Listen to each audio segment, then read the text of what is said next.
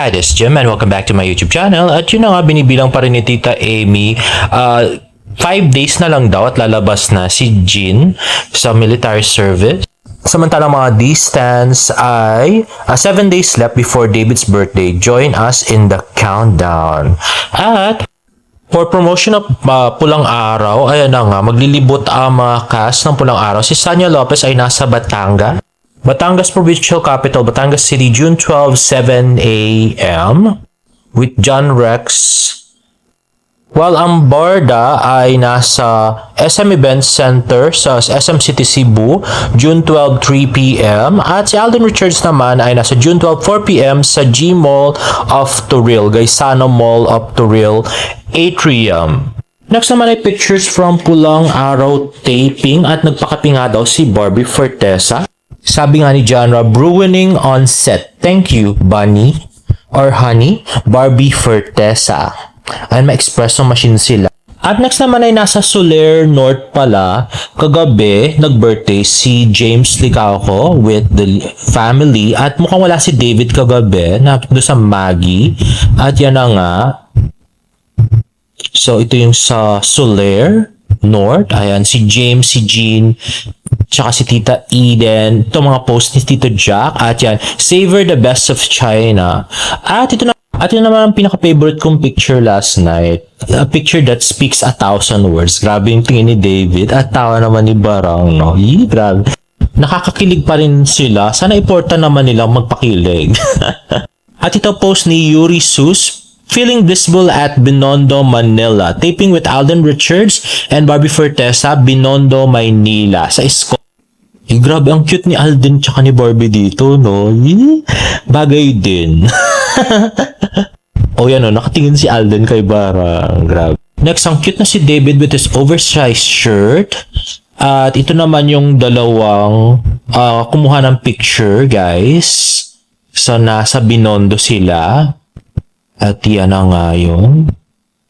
At let's watch Barda on Chika Minute kanina. Ni-reveal ni na Barbie Fortesa at David Licauco na naging biggest challenge nila sa kanilang character sa Pulang Araw, pati ang kanilang bonding moments off cam. May chika si Lars Santiago. Bago magliwanag ang bawat gabi ng 2024 dahil sa bagong historical action drama ng GMA na Pulang Araw. Aminadong nahaharap daw sa mga challenge sa kanya-kanyang karakter ang Team Barda na sina Barbie Fortesa at David Licauco. Biggest challenge ko dito sa show na to, yung nagpo-perform ako ng vaudeville, so full tap dance routine habang kumakanta at uma-acting. Na-challenge ako sa mga eksena namin ni Alden dahil magkaibigan kami dito. For me, yung conflict ko is like, do I choose my country or do I choose my friends? Pero challenge accepted naman daw ang dalawa, lalo na sa isang bagay na pinagkakasunduan nila, ang mag-food trip off-cam. Pihikan ako pagdating sa pagkain. Nung nagsamgyupsal ako, sabi niya, parang masyado kang aggressive, no? Pagka nagsasamgyupsal, no? Ano siya, Tita Lar, talagang Focus na focus siya. Sabi ko, okay lang ba siya? Pag gusto ko talaga yung kinakain ko, talagang I'm very passionate about it. Kung magluluto nga raw sina Barbie at David para sa isa't isa, ang ihahain nila Yung Korean egg drop, Sangyup. sa kanilang fans naman. Malapit na raw nilang ihain dito sa Pilipinas ang tambalan nila sa big screen na That Kind of Love. fresh take talaga siya, modern love story. We're bringing back Philippine cinema talaga. Maganda talaga yung product. Ang romantic comedy film ng Team Barda. Nagpatkim pa nga ng galing ng manalo bilang Best Ensemble Cast and Production Award sa Jinseo Arigato International Film Festival sa Japan. Lars Santiago, updated sa showbiz happenings. At next naman ay in-upload ni David sa TikTok for Chill Spike Spirit paid ad. So, Chill Spike Spirit is my go-to drink while reviewing my script because it's fresh and light, but just right. Yung 5% na double distilled alcohol, perfect para Di mabigat ang feeling sa feeling after. Always available, especially if the day becomes stressful and I need to chill. Tried it yet? Share your favorite variant below and let's chill together. Drink responsibly. Ito na kaya ang bagong kondo ni David, no? Grabe. At yan na, naka-short siya. Yeah, gusto ko nakikita yan. Sando pa sana tapos short pa. Anyway, yan na nga. Oh, nag-script reading si David. At puro hapon yung script niya. And chill. Ayan na. Binitawan na ang script. Ayan. Fresh and light. Bus just right. Have you tried Chill? Let me know your favorite variant and comment down below. Ayan na nga. Ang cute na si David na mahilig uminom. Anyway, light lang naman daw yan. Next naman ay from Kiman's Official, the Max White Beauty Bar 2-piece pack is more than just a whitening soap. Experience the other skin-loving benefits of kojic acid, alpha, arbutin, and niacinamide.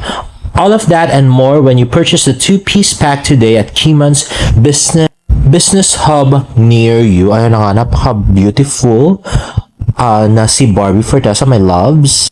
At next naman is a paid ad with Barbie Fortesa. I'm so happy to finally share with you where I got these beautiful doors for my home. Let's watch this. There's a saying that when one door closes, another one opens. So, I gotta make sure that both those doors are of great quality, diba?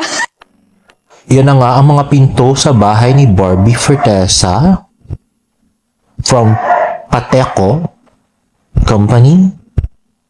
Yung red door. Story time. Back when I was looking for the right doors for my newly constructed house, una kong nakita yung showroom ng Pateco doors. And then, sabi agad ni Daddy, ay, Pateco, oo, maganda yan, matagal na yan eh, matibay yan, ganyan. So, syempre, pag sinabi na ng tatay ko na maganda yun, syempre, pumasok agad ako, hindi ba? And then, I learned more about them. In fact, parang 1960s pa lang ay nasa business na sila. Syempre, I only want the best for my new house, hindi ba? I'm very homey for my family and timeless. Yung kumbaga parang, since forever na kasi siya, hindi ba? So, gusto natin matibay at maganda ang ilalagay dito sa bahay ko. Mabuti na lang at sinagot nila ako and they agreed to collaborate with me. Check it out with me. Itong main door, inifortan ko talaga to dahil a very nice accent piece na rin para sa buong bahay. And of course, this is the first thing you see right before you enter the house. Kaya dapat maganda siya. Kaya inifortan namin and I sent this specific design to Pateco. I was also very particular sa color na ito. Sabi ko, gusto ko ng touch of red kasi paboritong kulay ko ang red. So, we chose the rosewood color and this is a solid wooden door with stained varnish and again it's customized to my liking. So thank you so much, Pateco. Ayun na nga, so more doors. So Pateco pala lahat. Stained varnish. Pateco Zen door. Number 6 painted. Iba-ibang Pateco doors pala yung bahay ni Barang. Endorser ng Pateco doors ang kanyang bahay. At yan na nga, Pateco Zen door number 2 painted. Zen door number 4 painted. Ayan na nga.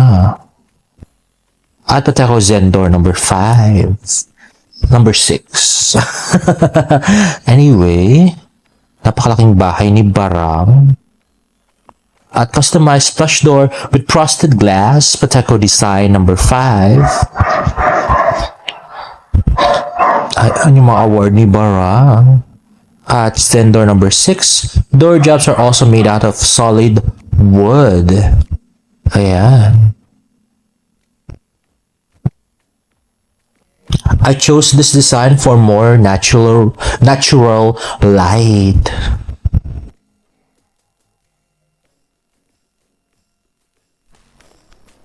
I hurriedly thought of French doors. Diba? Nakakasosyal ang French doors. So, Pateco and I agreed to install a painted double door dito sa aking walk-in closet. And I specifically said white. Pero sila ang nag-suggest na maglagay ng frosted glass. Kaya mas nakadagdag ng elegance and class sa aking walk-in closet. So, thank you so much, Pateco Doors. In fairness, sa gumaganda yung hinaharap ni Bara. Grabe. Napaka-sexy. Lumalaban. Grabe. At yun na nga, napakaganda. Pero hindi pa rin siya, lalamang naman kay parang may anak na yun eh. So, there. Those are my doors and I'm very happy dahil statement pieces talaga siya sa bahay ko. And I'm so happy dahil super generous ang Pateco. Thank you so much for collaborating with me. If you guys want to check out their showrooms, I'll put their addresses here and also their social media accounts for you to check out. Thank you! Siyempre si Aba pa rin ang winner doon. Anyway, nag-trending nga pala sa kaninang hapon hanggang 7:16 ang Barda at around 8:22 si David Licauco naman ang nag-trending. Now, let's watch this cute TikTok video by James Licauco. Ayan na nga. So, parang hina lang yata yung tattoo niya, Parang hindi, hindi permanent. O, parang medyo nabubura na, At least, hindi, madumi yung katawan. Ayoko kasi yung may tattoo. Sa guys, kahit sa girls. Ayoko, sorry. Ganun yung preference ko. Anyway, ayun po guys, sana naman binisitahin nyo naman po yung aking TikTok shop. TikTok affiliate store. Ayun po, Barbie and David Fan Gym po. Pwede nyo i-scan yung barcode na yan. And guys, if you like this video, please give it a thumbs up and please subscribe to my YouTube channel for more Barda updates. See you in my next vlog. Bye!